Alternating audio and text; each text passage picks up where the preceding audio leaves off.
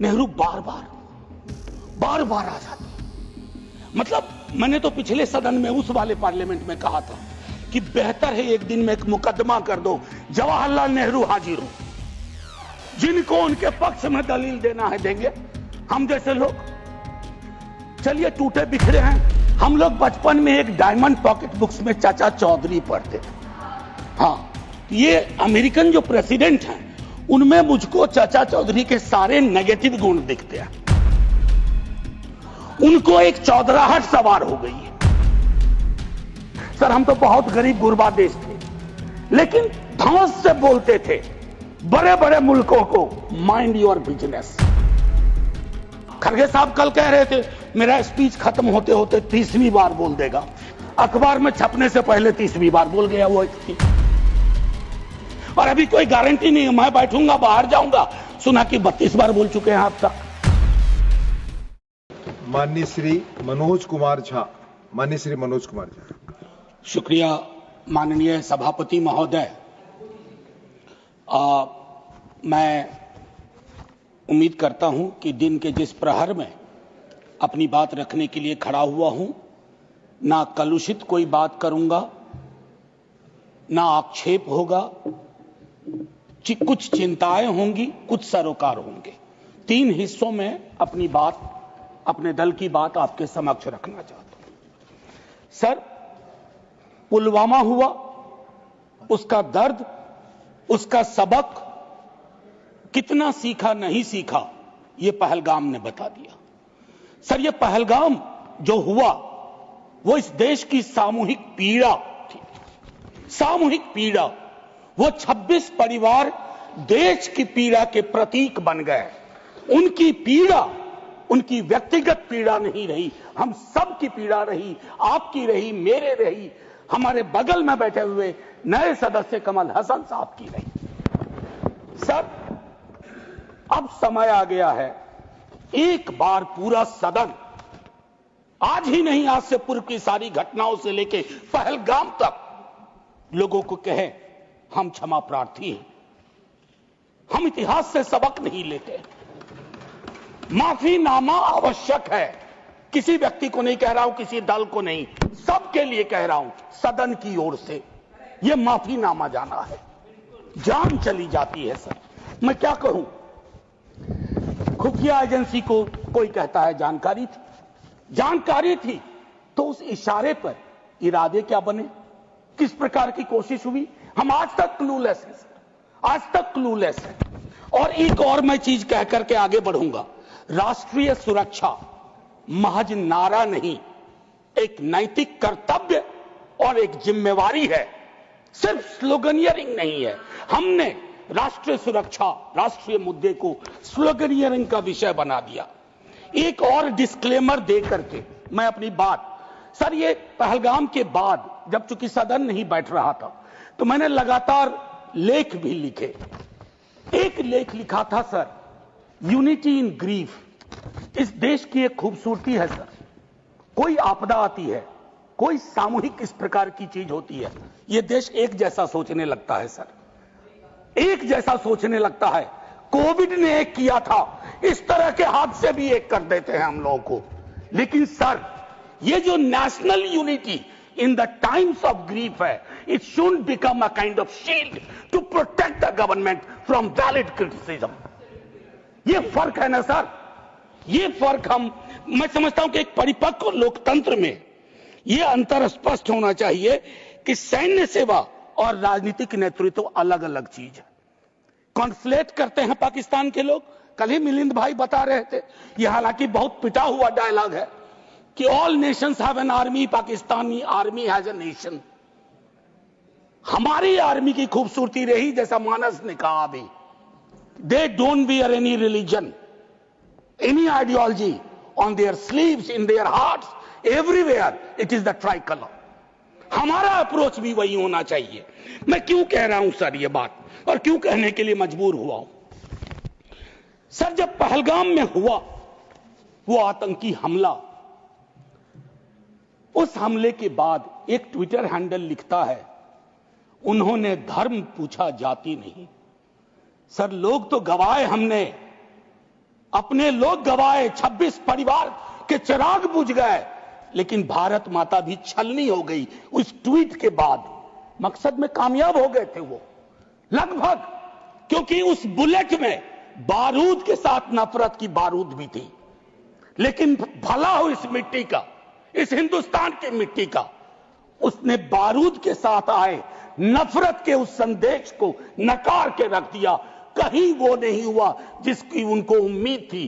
बल्कि बाद में इस बात पे आता, बल्कि भारतवर्ष ने एक संदेश दिया। जब सोफिया कुरैशी ये और व्योमिका सिंह जी ब्रीफिंग के लिए आती थी, हम सबका गर्व से सीना फूल जाता था। वो मेरा हिंदुस्तान है, मुझे वही हिंदुस्तान चाहिए। ये हिंदुस्तान, ये उस्मान, लैंड ऑफ नौशेरा, इसका मजहब पूछ करके इसकी देशभक्ति पर शक करना देश को कमजोर करना। Please let me speak। आज मैं किसी दल के दायरे से नहीं बोल रहा हूं। let me speak। सर मैं एक बात कहना चाहता हूं। मैं नहीं चाहता हूं कि यह बहस, अक्सर मैं देखता हूं मेरा वाला आंकड़ा, हमारे में इतनी गिरावट आ गई, उतनी गिरावट आ गई, आपके टाइम में इतना होता था, मेरे टाइम में इतना होता था। जिंदा लोग आंकड़े नहीं होते हैं, उसको आप आर्काइव में नहीं भेज सकते हैं कि फलाना मर गया। आंकड़ा है, आंकड़ा नहीं होता है। घर का चिराग बुझता है, बूढ़े माता पिता को खोने के बाद भी वैक्यूम रहता है। हम कभी मुआवजे, श्रद्धांजलि, पुष्प के आगे कभी ये नहीं सोचते हैं कि ये वैक्यूम, ये कैसे ये वॉइड फिल इन होगा। मैं एक चीज कहना चाहता था महोदय, सच तो यह है कि जवाबदेही तय नहीं होती है। मैं अक्सर देखता हूं, मैंने अपने नेता से भी पूछा, कुछ पार्थिव शरीर बिहार भी आ रहे थे, हमने पूछा, मैं नहीं था, सर क्या होता है पार्थिव शरीर पे जाते हैं, फूल बरसाते हैं, रीद लगता है एक सर, कई कैमरे होते हैं, लेकिन इंसानी जिंदगी के वैक्यूम को हिंदुस्तान क्या विश्व में कोई कैमरा उस वैक्यूम को नहीं भर पाता है। वैसे कैमरे का इजाद नहीं हुआ है सर। हम इस नजरिए से क्यों नहीं सोच सकते। कल मैं थोड़ा तारतम्य मेरा टूट रहा है, मैं सिर्फ ये कहना चाहता था सर कि अगले दिन बिजनेस एज यूजुअल हो जाना ठीक नहीं। आज हुआ, कल बिसरा दिए, बिजनेस एज यूजुअल। राजनीति के लिए हमेशा वक्त है। अरे हम आप आतंक पे, सेना के शौर्य पे राजनीति करके क्या करेंगे। हमारे पास राजनीति के लिए लोगों ने मुख्य मुद्दे हैं, उस पर बात होगी। कभी आप चुने जाओगे, कभी आप नहीं चुने जाओगे, कभी ये चुने जाएंगे, कभी नहीं चुने जाएंगे। लेकिन सेना का मान और शौर्य एक ऐसी चीज है। सर कल माननीय प्रधानमंत्री जी ने लोकसभा में, मैं सुन रहा था, उन्होंने एक बात कही, मैं भारत का पक्ष रखने आया हूं। यह संसद तो भारत की है, पक्ष और विपक्ष दोनों भारत के हैं। भारत का पक्ष तो इंटरनेशनल फोरम पर रखा, गुडविल मिशन में तमाम सदस्य गए, भारत का पक्ष रखा। आपको सरकार का पक्ष रखना चाहिए था। आपके समक्ष प्रश्न था, जो सरकार से प्रश्न थे, भारत माता से नहीं थे, भारत वर्ष से नहीं था, भारतीय सेना से नहीं थी। ये एक जो चीज होती है। और सर मैंने लिखा, कई बार लिखा, इस सदन में भी कहा है, फिर दोहरा रहा हूं, government is not the nation. कोई भी सरकार चाहे उनकी रही हो या आज आपकी है, आप राष्ट्र के पर्याय नहीं हैं। हम कल खेल में हो या ना हो, हम में से बहुत लोग नहीं रहेंगे, सरकार भी बदल जाएगी, पार्टियां विलुप्त हो जाएंगी, लेकिन यह देश तो भाई रहेगा। इसकी मिट्टी अद्भुत है, यह जिंदा रहेगा। तो देश रहने दीजिए, सरकार अपनी बात करे। और एक बात तो मैं और कहूंगा, क्या ही कहूं, नेहरू लाइफ वेस्ट हैं इस सरकार की। वो जो हवाई जहाज में जब हम लोग बैठते हैं तो कहते हैं कि अगर जहाज डूबने के क्रम में लाइफ वेस्ट को ऐसे फूकिए, फुला लीजिए, टाकी पानी में उतरने में नेहरू बार बार आ जाते हैं। मतलब मैंने तो पिछले सदन में उस वाले पार्लियामेंट में कहा था कि बेहतर है एक दिन में एक मुकदमा कर दो, जवाहरलाल नेहरू हाजिर हो, जिनको उनके पक्ष में दलील देना है देंगे, हम जैसे लोग चलिए टूटे बिखरे हैं। और दूसरी तरफ उनको बुला लो जिनको नेहरू हर जगह नजर आते हैं।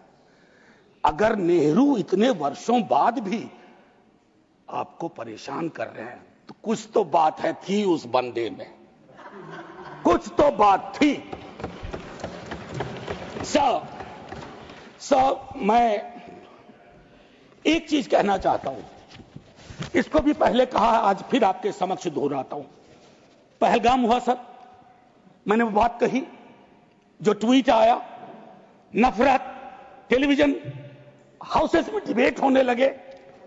लेकिन उसके बाद अभी हाल में एक चीज मैंने बहुत पहले भी कही है, दोहरा रहा हूं सर, कश्मीर को लैंड मास सिर्फ नहीं समझना चाहिए, सिर्फ जमीन का टुकड़ा नहीं है कश्मीर।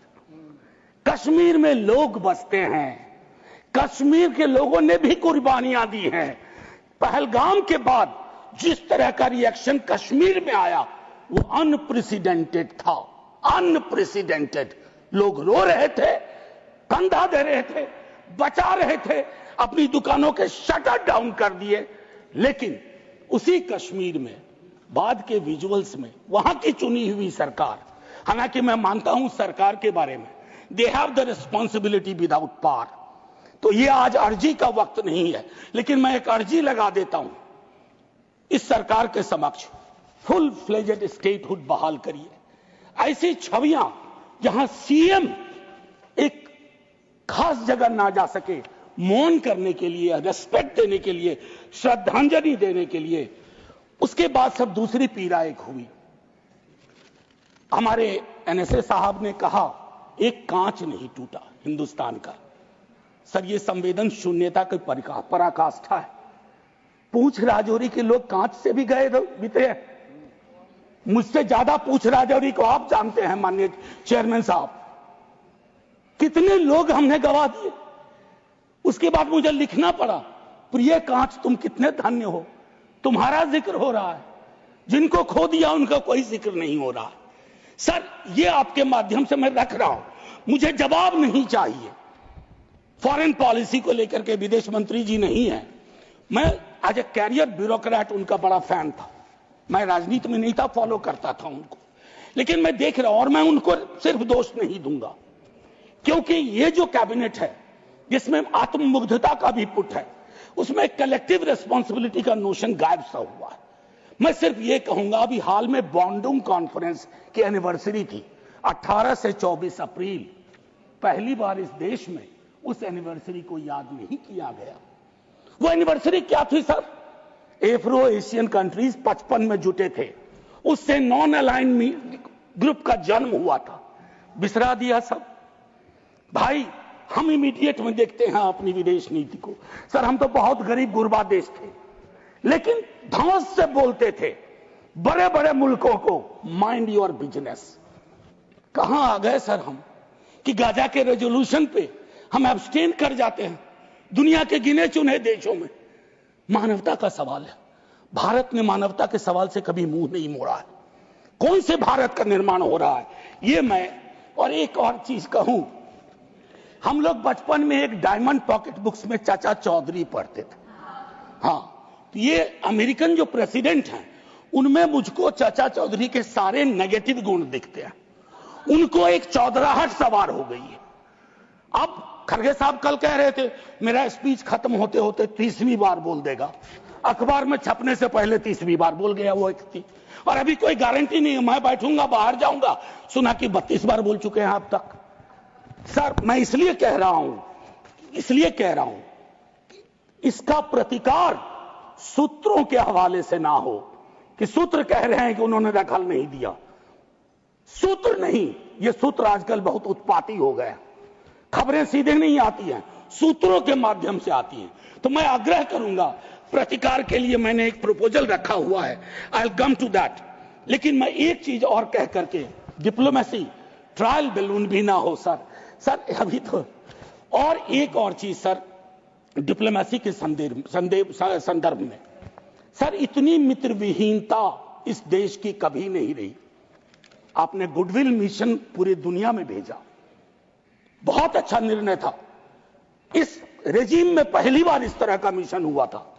ऐसे मिशन लगातार भेजिए, कॉन्फ्लिक्ट टाइम और नो कॉन्फ्लिक्ट टाइम, लेकिन ऐसे गुडविल मिशन अपने देश में भी भेजिए, जहां एक कर्नल को सिर्फ उसके नाम सरनेम की वजह से एक मंत्री अपशब्द अशोभनीय टिप्पणियां करता है, तो गुडविल मिशन तो इस देश को चाहिए।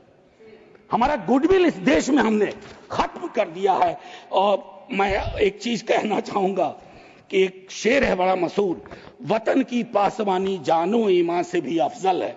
वतन की पासवानी जानो ईमान से भी अफजल है। मैं अपने मुल्क की खातिर कफन भी साथ रखता हूं। ये किनके लिए है? जिनको संदेह की दृष्टि से देखा जाता है कि भारत के लिए प्रेम है कि नहीं है, वगैरह वगैरह। माननीय सभापति महोदय, मैं सिर्फ एक आग्रह करूंगा, चूंकि कल की प्रोसीडिंग मैंने लोकसभा की भी देखी, मुझे दुख हुआ कि इस पीड़ा ऑपरेशन सिंदूर, जिसमें सेना के शौर्य को पूरा सदन सलाम कर चुका है, लेकिन जो विसंगतियां सेना ने इंगित की समय समय पर, जिसमें पॉलिटिकल डिसीजन का बहुत बड़ा कंट्रीब्यूशन था, उसको रेटोरिकल अंदाज से, रेटोरिक से कवर नहीं किया जा सकता है। Come clean, come straight, we are with you honourable prime minister, so I propose from this house a resolution, finally a resolution. This house unilaterally condemns the repeated statement of American President Donald Trump and find him the epithet of the greatest liar of the century. Jai Hind sir. Thank you Manoj ji. अगर आप ये video YouTube पर देख रहे हैं तो हमारे channel को सब्सक्राइब कर बेल आइकन दबाएं, और Facebook पर देख रहे हैं तो हमारे पेज को लाइक करें।